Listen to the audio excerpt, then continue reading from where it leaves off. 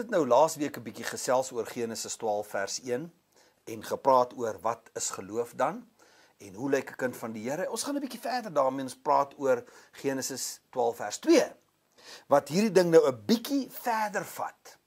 Abraham het nou laat los, maar vers 2 maak die Here 'n belofte aan hom. So ek praat vanaand met jou oor, het jy 'n belofte van die Here? Het jy 'n woord van die Here? So die Here kom na Abraham toe en hy gee hom 'n woord. Hy gee hom 'n belofte. Maar vers 2 hang af van vers 1, want jy moet eers laat los, glo, voordat jy die seën kan verkry. So die seën is gekoppel aan 'n reis. En nou gaan ons vanaand 'n bietjie daaroor met mekaar praat. Die seën, die belofte wat jy het, die woord wat jy het, die profesie wat jy het, die skrif wat jy het, is gekoppel aan 'n reis. En baie kinders van die Here verstaan dit nie. En dan kom hulle nooit uit op daai punt waar hulle die vervulling kan kry van dit wat die Here beloof het nie. So, die Here sê, waar ek jou heen vat is die vervulling van die belofte, en dis my deel. Ek gaan 'n wonderwerk vir jou doen, maar jy moet 'n vernoot wees saam met my, jy moet my vriend wees hier, jy moet reis tot daartoe.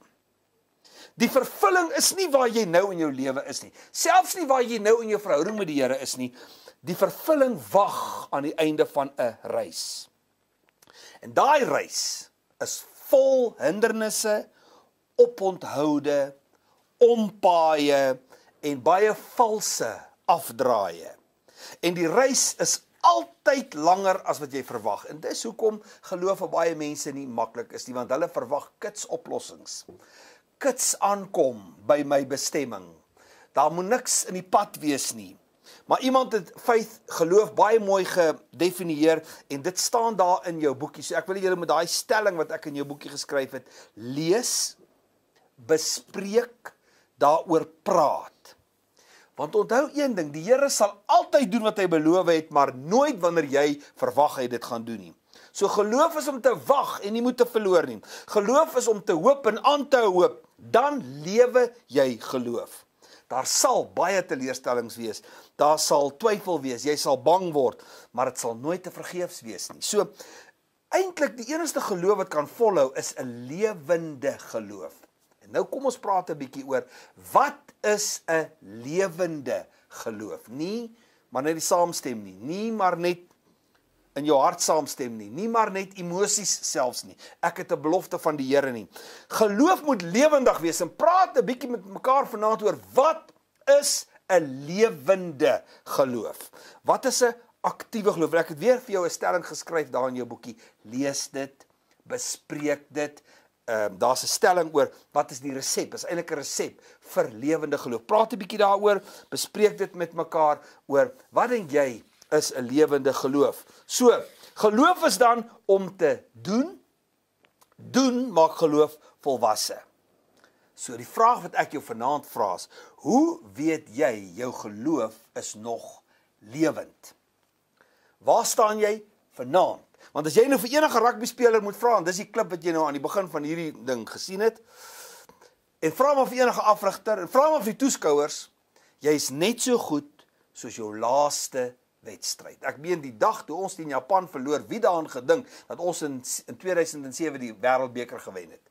Wie het gesê ons het in 1995 wêreldbeker gewen? Al wat mense oor gepraat het is, ons nog nooit ooit teen Japan verloor nie. Dis die grootste ramp, is die grootste, en ouens het hulle plekke verloor in die span het na dit, want jy's net so goed soos jou laaste wedstryd. Dink mooi hieroor. Dink baie mooi hieroor. So, wanneer laas het jy iets vir die Here gedoen? Wat het jy laaste vir die Here gedoen? Wat sê mense oor jou as hulle na jou lewe kyk? Kan hulle sê jy het 'n lewende geloof, want daar gebeur iets. Daar is goed wat gebeur. Nou, as jy Romeine 4 vers 3 gaan lees, dan is dit 'n asemrowende uitspraak. En dan lees jy wat ek daarby geskryf het by die notas wat daarby staan by Romeine 4 vers 3, en dan bespreek jy dit 'n bietjie, dan kyk jy en beoordeel jouself, het jy 'n lewende geloof? As jy, dink 'n bietjie hieroor, as jy gemeet moet word, kom ons maak dit ekstreem, dis nie die waarheid nie, maar kom ons maak dit ekstreem en sê, as jy hemel toe gaan op grond van die laaste ding wat jy vir die Here gedoen het, sou jy dit gemaak het? Dis radical. Dis nie die waarheid nie, maar sê nou net. En dan praat jy 'n bietjie daaroor en praat oor, het ek nog 'n lewende geloof? Wat hoor jy by die Here? Wanneer laas jy iets by die Here gehoor? En dink jy dis tyd om weer iets te hoor nie?